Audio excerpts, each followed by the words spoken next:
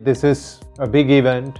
It's a national event. Who better to do it than the Prime Minister of the country? How does it matter whether the Prime Minister opens it or not? I just think that there is too much of controversy that is being unnecessarily created. This was a political movement. The Bharatiya Janata Party made this movement. It's only natural that whatever political dividend can be reaped from this is being reaped. While the Ram Janmabhoomi might have been a political movement, if you look at the opening and if you look at the public interest over the opening, it's actually moved away from the political domain.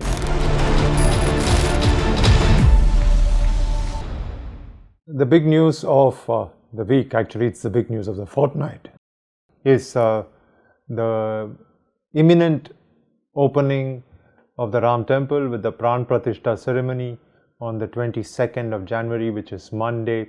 There are multiple layers to this. The first one, of course, has to do with the opening itself, the pran pratishtha ceremony, which is being done by Prime Minister Narendra Modi, along with a few other people, but he is going to be front and center of this. There's obviously been some opposition to this from rival political parties, but at the end of the day, this is a big event. It's a national event. Who better to do it than the Prime Minister of the country? I think it's also interesting because usually many of these ceremonies, you find that these are the purview of the priests or the priestly class, and it's really good that you have a commoner who's actually performing whatever rituals need to be performed on that day. So it's one of those things that we've seen for quite a few years now, where people pick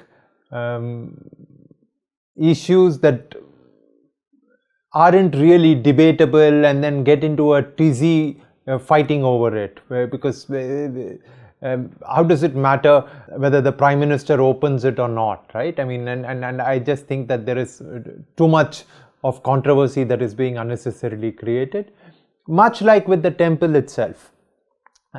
There are a lot of people in the opposition ranks have openly spoken about how this has been politicized. The entire opening of the temple has been politicized, and they, which it's a comment that seems naive, for the simple reason that this was a political movement. If the Ram Janmabhoomi political movement had not been there, it was obviously a religious movement also. The VHP was at the forefront, but the Bharatiya Janata Party made this movement its own. Of course, it helped the party revive, but I think it also in turn gave this movement a lot of momentum. And now that it's come to closure, it's achieved fruition, I think it's only natural that whatever political dividend can be reaped from this is being reaped.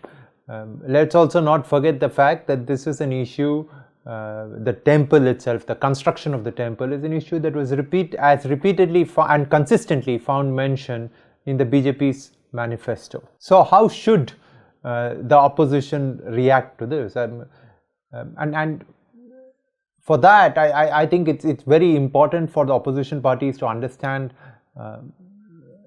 the pulse of what is happening in many parts of this country. While the Ram Janmabhoomi might have been a political movement, if you look at the opening and if you look at the public interest over the opening, it's actually moved away from the political domain. It's become a very a question of faith. It's a religious movement. It's become a question of faith, and India has a lot of faithful.